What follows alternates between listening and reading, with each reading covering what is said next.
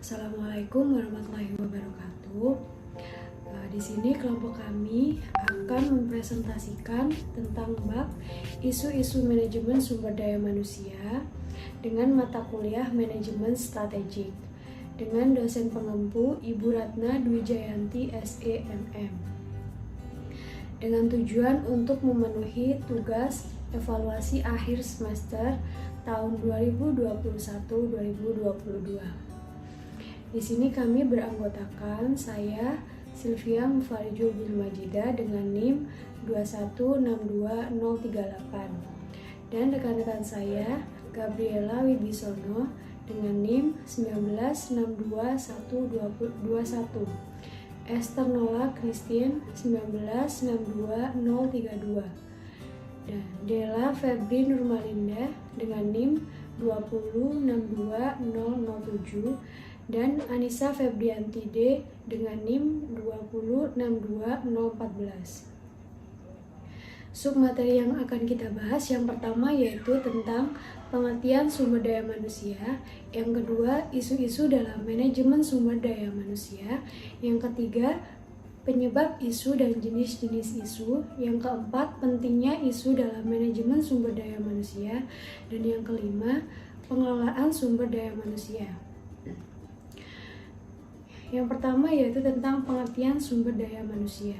Manajemen sumber daya manusia atau disingkat MSDM adalah suatu ilmu atau cara bagaimana mengatur hubungan dan peranan sumber daya atau tenaga kerja yang dimiliki oleh individu secara efisien dan efektif serta dapat digunakan secara maksimal sehingga tercapai tujuan atau goal yang bersama perusahaan, karyawan, dan masyarakat menjadi maksimal. Slide kelima, isu-isu dalam MSDM. Isu-isu strategik pokok dalam manajemen sumber daya manusia. 1. Pemanfaat teknologi informasi. 2. Pengelolaan sumber daya manusia yang beragam. 3. Penentuan dan pemanfaatan sumber daya dari luar organisasi. 4. Perekayasaan sumber daya manusia melalui teknologi informasi.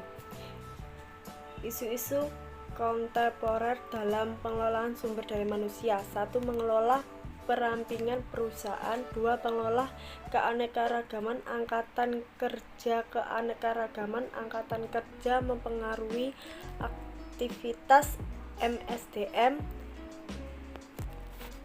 3. Pengelola pelecehan seksual. 4. Pengelola keseimbangan antara kehidupan pribadi pekerjaan. 5. Pengendalian biaya SDM. Penyebab isu. Munculnya sebuah isu dapat disebabkan oleh 1. Ketidakpuasan sekelompok masyarakat. 2. Terjadinya peristiwa dramatis. 3. Perubahan sosial. Dan yang keempat, kurang optimalnya kekuatan pemimpin. Jenis-jenis isu. Saat ini area manajemen isu telah menjadi luas dan sangat penting bagi perusahaan atau organisasi, khususnya pada bidang public relation. Secara umum, menurut Gaun and Ollenberger 1995, isu yaitu yang pertama isu internal dan yang kedua isu eksternal. Pentingnya isu-isu MSDM. Banyak sekali organisasi yang menyadari bahwa betapa pentingnya teknologi informasi untuk meningkatkan keunggulan sumber daya suatu organisasi. Maka dengan suatu organisasi mengadopsi suatu teknologi yang terbaru, maka organisasi tersebut harus dapat memadukan teknologi yang telah diadopsinya dengan strategi organisasi yang telah ada atau strategi organisasi yang baru akan dibuatnya. Strategi yang tepat menuntut persaingan suatu organisasi untuk dapat memilih dan mempertimbangkan berbagai kegiatan yang dia lakukan, tetapi lebih efektif jika pekerjaan tersebut dilakukan oleh pihak lain. Dan sedangkan organisasi tersebut lebih fokus kepada tujuan utama dari strategi organisasi tersebut, sehingga mereka tidak terbelah-belah pemikirannya.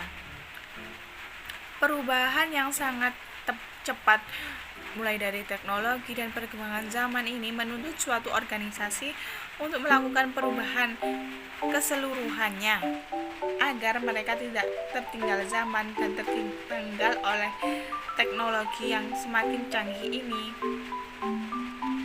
Maka untuk meningkatkan kualitasnya, organisasi dapat melakukan rekayasa melalui teknologi informasi yang berkembang sangatlah pesat ini di era yang digital ini.